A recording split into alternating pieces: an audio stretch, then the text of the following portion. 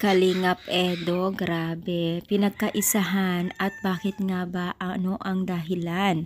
So bago natin pagpatuloy ang ating pag-support for today's video, kung bago ka pa lang sa aking channel, please subscribe po, like and pakit na rin po natin guys ang notification bell upang ma-update po tayo tuwing ako po nag-upload sa mga viral and trending video.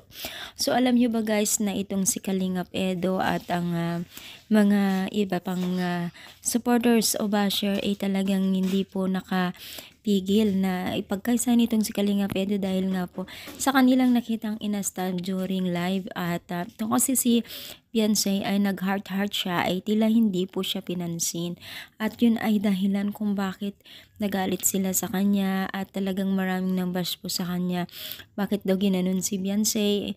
Nalulungkot daw sila dahil nga sa kanyang ginawa kay Beyonce at yun ay talagang tinanim nila sa kanilang isipan at talagang itong si Kalingap Edo ay hindi rin po nakaligtas sa mga masasakit na sinasabi po ng mga netizens sa kanya at yun ay talagang hindi nakatigil itong si Kalingap Edo na hindi naluha dahil nga po sa kanilang pinagsasabi sa kanya.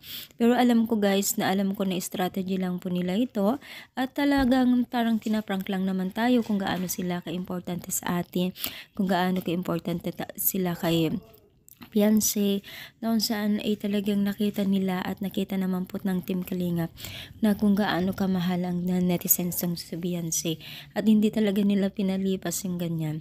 Bali natin joke-joke lang po nila Kalingap Edo yon na ginawa lang yun kunwari, diba? Pero syempre nakita natin yung importansya ni Beyonce sa kanila kaya hindi natin sila masasisi. So ano masasabi ninyo? I-comment down, palike po ang ating video. Thank you so much, more power and God bless all guys.